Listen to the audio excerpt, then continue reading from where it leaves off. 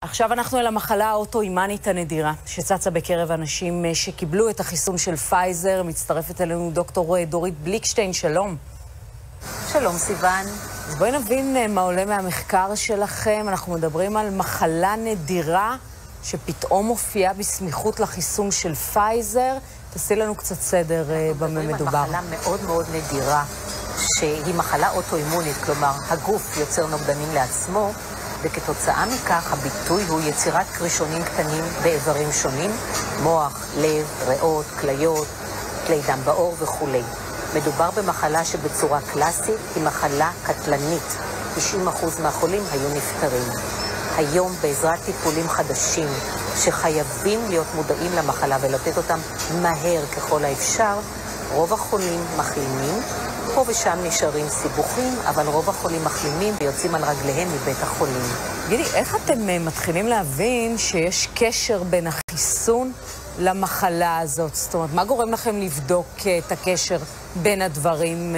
מה הקטליזר? המחלה היא מאוד נדירה. ישנם בארץ כ2-3 מקרים לשנה בכל בית חולים.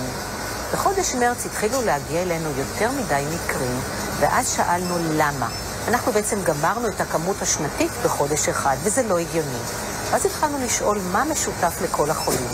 והסתבר שכולם היו אחרי החיסון לקורונה שמקובל וקיים בארץ, ללוח זמנים של 5 עד 28 ימים.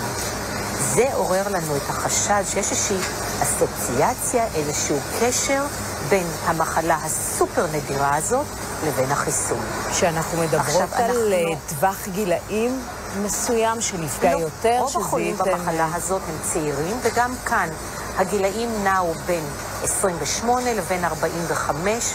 רוב החולים, או חולות ליתר דיוק, הם נשים, כמו כל המחלות האוטואימוניות, וגם כאן ראינו חצי נשים, חצי גברים.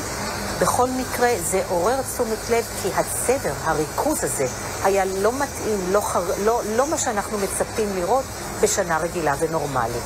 אגב, שללנו שמדובר במחלה, כלומר אנחנו יודעים שזה לא חולים שחולים בקורונה, אלא חולים שקיבלו את החיסון בעזרת הבדיקות הסרולוגיות. זה הדליק לנו אור אדום. טוב, בואי ננסה ברשותך להיות שירותיות עבור הצופים שלנו. אם הם צופים בנו עכשיו, מתי אמורה להידלק אצלם נורה אדומה? אנשים בריאים שמקבלים את החיסון ומתחילים לפתח תופעות כמו נטייה לשטפי דם, או חלילה כאבי ראש, סחרחורות, עיבוד מילים, או לחץ בחזה, או כאבי בטן, לפנות מיד לעזרה רפואית. זה יכול להיות לא תופעות שגרתיות של חיסון, אלא תופעה, ביטוי למחלה חריגה ונדירה. אני רק רוצה להוסיף שזה לא רק בארץ, יש כרגע דיווח על תגובה זהה לאותו החיסון בבלגיה ובאיטליה. רק החיסון של פייזר, על זה אנחנו מדברות, על פייזר. על החיסון של פייזר. אני מאוד מודה לך.